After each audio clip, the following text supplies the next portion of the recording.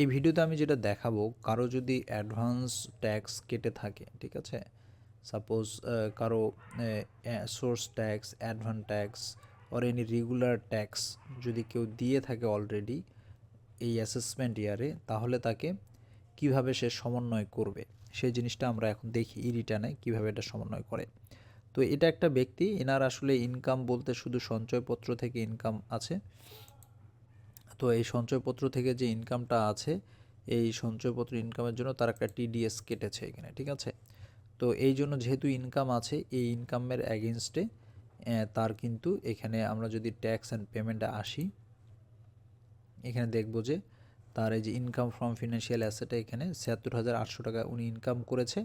এইটার উপর তার যে ট্যাক্স অফ, এটা হলো আন্ডার সেকশন ১৬৩, যে ন্যূনতম করের আন্ডারে বা ফাইনাল করের আন্ডারে এটা একটা আসছে, ঠিক আছে। তো এই জন্য দেখা যাচ্ছে যে তাকে এখানে টোটাল অ্যামাউন্ট পেয়েবলও তাকে দেখাচ্ছে হলো ৭,৬৮০ টাকা তাকে পেমেন্ট করতে হবে, পেয়েবল দেখাচ্ছে। এটা অনেকে ঘাবড়ায় যাবেন যে এটা তো ফাইনাল ট্যাক্স, এখানে আবার কেন পেমেন্ট করতে হবে। তো বিষয়টা হলো যে ফাইনাল ট্যাক্স আপনাকে পেমেন্ট করতে হবে না, এটা ঠিক আছে। আপনি তো ট্যাক্সটা অলরেডি দিয়েছেন, সো এটা আপনাকে সমন্বয় করতে হবে, ঠিক আছে। এটাতে যদি আপনি ক্লেম করে অ্যাডজাস্ট করেন তাহলে এটা থাকবে না। তো এখন যেটা দেখা যাচ্ছে যে সোর্স পেমেন্ট সোর্স ট্যাক্সে নাই, অ্যাডভান্স ট্যাক্স, রেগুলার ট্যাক্স কোনো কিছুতে আমরা পেমেন্ট করি নাই, ঠিক আছে। তো যদি আমরা করতাম, এই যে আমরা যদি এখানে ইয়েস দিয়ে করতাম, তাহলে এখানে দেখেন এখন সব করি নাই, এখন সব জিরো আসছে। তো এখানে যেমন টোটাল অ্যামাউন্ট পেয়েবলে তার ৬,৭৮০ টাকা দেখাচ্ছে এবং পেয়েবল ৬,৭৮০ টাকা দেখাচ্ছে এই অবস্থায়, ঠিক আছে। তো এই অবস্থায় পেয়েবল তো রেখে আমরা তো পেমেন্ট করতে পারবো না, মানে প্রসিড অনলাইন পেমেন্টে করতে পারবো না, আমাদেরকে এটা অবশ্যই জিরো করতে হবে। তো যেহেতু আমাদের আসলে জিরো দুইভাবে করা যায়, আপনার যদি এটা রেগুলার ইনকামের উপর আসতো তাহলে কিন্তু আপনাকে এই যে রেগুলার ইনকামের আন্ডারে দিয়ে আপনাকে এটা জিরো করতে হতো চালান নাম্বার দিয়ে। আরেকটা হলো এটা যেহেতু ফাইনাল ট্যাক্স বা ফাইনাল ট্যাক্সের আন্ডারে হয়েছে, সেক্ষেত্রে সমন্বয় করতে হবে। সমন্বয়ের জন্য আমরা কি করব, এইখানে সমন্বয় বলতে অ্যাডজাস্টমেন্ট করব, ঠিক আছে। এই জন্য যেহেতু আমরা এখানে অলরেডি দিয়েছি, তো দেওয়ার আগের অবস্থা দেখলেন, এখন কি হয় সেটা একটু দেখি। তো এইখানে এসে আপনি ইয়েসে ক্লিক করবেন এবং do you need to update your tax payment status, yes আমার আপডেট করতে হবে। ইয়েসে দিলেই আপনাকে ই রিটার্ন লেজারে এখানে চলে আসবে। এখানে ডিটেলস আছে, একটু পড়ে নিতে পারেন, আমি ডিরেক্টলি দেখাচ্ছি।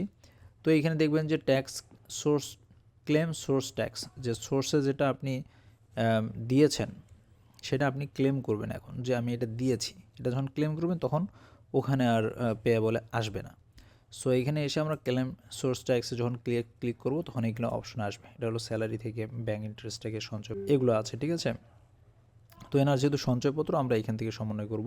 কারো যদি মনে করেন রেগুলার ইনকামের উপর আসে, আবার ৫,০০০ টাকা তাকে দিতে হবে, ঠিক আছে, সেক্ষেত্রে এই যে রেগুলার ট্যাক্সের আন্ডার এখানে ক্লিক করে নিয়ে মেনলি এখানে সে অ্যাডজাস্ট করবে। সাপোজ চালান দিবে এবং কি ক্যাশে দিয়েছে না চেকে দিয়েছে, কিভাবে ই পেমেন্টের মাধ্যমে করেছে সেটা দিবে, কোন ব্যাংকের মাধ্যমে করেছে সেটা দিবে, ব্রাঞ্চ নেম, চালান নাম্বার, যে চালানে করেছেন, যে অনলাইন চালানও যদি পান, যে রিসিপ্টটা পেয়েছেন সেটা দিয়ে, জোন নাম্বার, সব কিছু দিয়েই এখানে কিন্তু একটা আপনি এখানে ক্লেম করবেন যদি এটা রেগুলারের ট্যাক্স আন্ডারে, ঠিক আছে। আর বাট এটা তো আমরা সঞ্চয়পত্রের আন্ডারে করেছি, আমরা এই জন্য সঞ্চয়পত্র আন্ডারে এখানে আসব। এখানে এসে আমরা স্কিমের যে নামটা আছে ওনার, সেই নামটা দিব। এখানে যেহেতু দুইটা হয়েছে, দুইটা সঞ্চয়পত্রের জন্য আমাদেরকে এখানে সমন্বয় করতে হবে। তো প্রথম যে নেম অফ স্কিম, আমরা যদি ফাইলটা দেখি,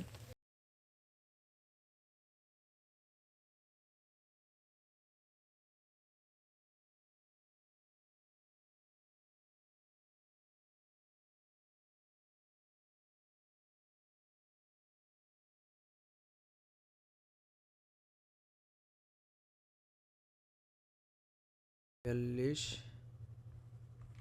12, ওকে, সেভ। তাহলে এই দুইটা আমরা এখানে দিয়ে দিলাম, ঠিক আছে, এই দুইটা দিলাম। কারো যদি স্যালারি থেকে থাকে তাহলে সে কোত্থেকে দিবে, এই যে দেখবেন এটা হলো গভর্নমেন্ট স্যালারিদের জন্য এখানে আছে, এখানে গভর্নমেন্ট স্যালারিদের জন্য এখানে টিডিএস ক্লেম, এখানে এসে দেখবেন যে আই বাসের এখানে ক্লেম, ইন্টার ক্লেম অ্যামাউন্ট দিলেই এটা হয়ে যাবে, ঠিক আছে।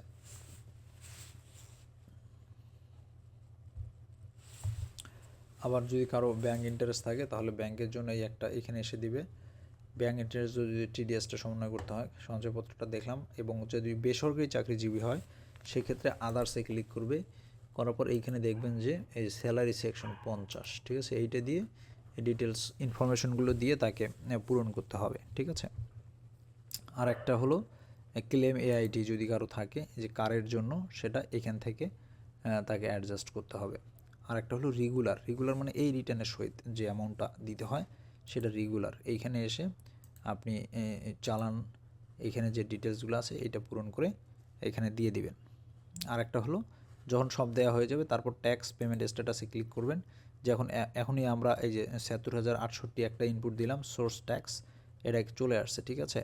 অ্যাডভান্স এআইটি যদি থাকতো এখানে আসতো, আর যেহেতু আর রেগুলার ট্যাক্সের জন্য দিতাম তাহলে এখানে আসতো পেমেন্ট উইথ রিটার্ন, তাহলে এখানে আসতো, ঠিক আছে।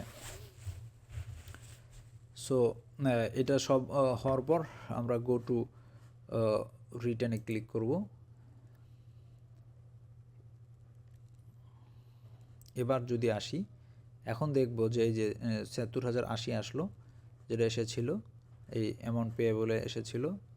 তো এখন আমরা কি এই দেখেন সোর্স ট্যাক্সে আমরা এটা ৭৬,০৬৮ দিয়েছি, ৮০ জায়গায় ৬৮ দিয়েছি। তাহলে কিন্তু হবে না, আমাকে এই যে 12 টাকা পেমেন্ট করতে হবে, আমাদের ভুল করেছি আমরা কোথাও। তো এটা একটু দেখে নিয়ে আসতে হবে কোথায় ভুল করলাম। এখানে আসতে হলো ৭৬,৮০ আর এখানে ৬৮। আচ্ছা অ্যাকচুয়ালি কত? তাহলে যখন কারেকশন লাগবে আবার তাহলে আমাকে ইয়েসে আসতে হবে। ইয়েস, এখানে আসে ক্লেম সোর্স ট্যাক্স সঞ্চয়পত্র। তো এইখানে একটা ভুল করছি, এই যে এটা হবে ২২,৪,২২২ এর জায়গায় 12 দিয়েছি। সেক্ষেত্রে আমি এখান থেকে কপি করে নিয়ে উপরে আবার দিব, পরে আমি এটা ডিলিট করে দেব। ওকে, এই যে আমি এটা অ্যাড করলাম, সেভ দিলাম। ডুপ্লিকেট রেজিস্ট্রেশন নাম্বার এখন বলতেছে, একই রেজিস্ট্রেশন নাম্বার 2টা হয়েছে। আমি কাজ করি, তাহলে এটা আমাকে ডিলিট করতে হবে, ঠিক আছে। ওইখানে দেওয়ার আগে আমি এটা ডিলিট করলাম। Yes, are you want to sure delete? Yes. এখন আমি দেখেন এই যে যেটা এখানে টাইপ করে নিলাম, এইভাবে করে নিয়ে এখন সেভ দিব আমি। এবার অ্যাড হয়ে গিয়েছে, ঠিক আছে। এবার আমি আবার ট্যাক্স এখানে আসলাম, গো টু রিটার্ন। এখন যদি আমি দেখি যে ৭০,৮০ আমার পেয়েবল হলো 0। এখন আমি এটা কিন্তু রিটার্ন হিসাবে সাবমিট করে দিলেই এটা সাবমিট হয়ে যাবে, ঠিক আছে। তো সব যেহেতু হয়েছে, দেখবেন যখন এখানে পেয়েবল আর আসতেছে না তখন কি হলো, এখানে পেমেন্ট নাও অপশনটা কিন্তু আর ডিজেবল নাই, থাকলে এটা কিন্তু ডিজেবল থাকতো, ঠিক আছে। প্রসিড টু অনলাইন রিটার্ন আমি এখানে ক্লিক করব। এই পেজটা পুরোটা আবার একবার প্রিভিউ আমাকে দেখায় নেবে। সব প্রিভিউ আমি দেখে নিয়ে আমি এই সব দেখেন যে আমি যে চালান দিয়েছিলাম সেভিং সার্টিফিকেট টিডিএস, এটা কিন্তু এখানে এইভাবে দেখাচ্ছে, ঠিক আছে, কত টিডিএস আমার কেটে নিয়েছে।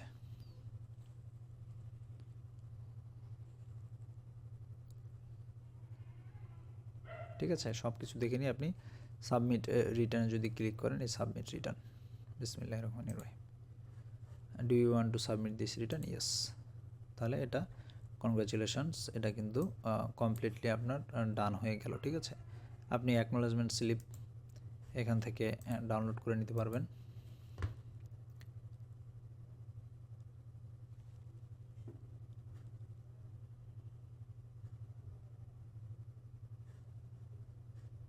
ঠিক আছে, এখান থেকে এটা ডাউনলোড করে নিলাম। এই যে উনি পেমেন্ট করেছে হলো ৭৬,০৮০, এটা আপনি দেখতে পারলেন এখানে।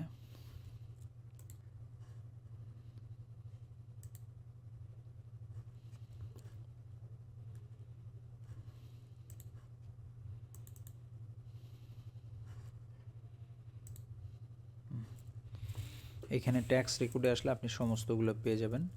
এখানে এক্সপ্রেস সার্টিফিকেট একটা করেছে, এখানে নাম, এখানে total income, net wealth, paid amount সব আপনি এইভাবে দেখাতে পারেন।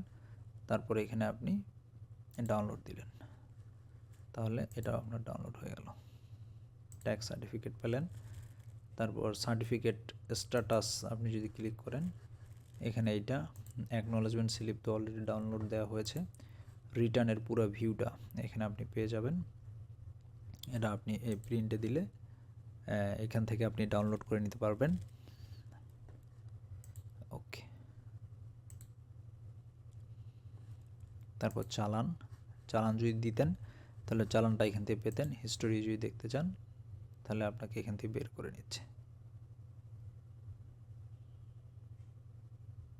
ওকে, এখান থেকে আপনি ট্যাক্স সার্টিফিকেট বা আদার্স এখানে অ্যাসেসমেন্ট ইয়ার দিয়ে আপনি এভাবে হিস্ট্রিটাও দেখতে পারবেন। ঠিক আছে, ওকে, ব্যাক টু রিটার্ন। সো এই আর কি, আমি আশা করি আপনারা বুঝতে পেরেছেন এবং এভাবেই আপনারা আপনাদের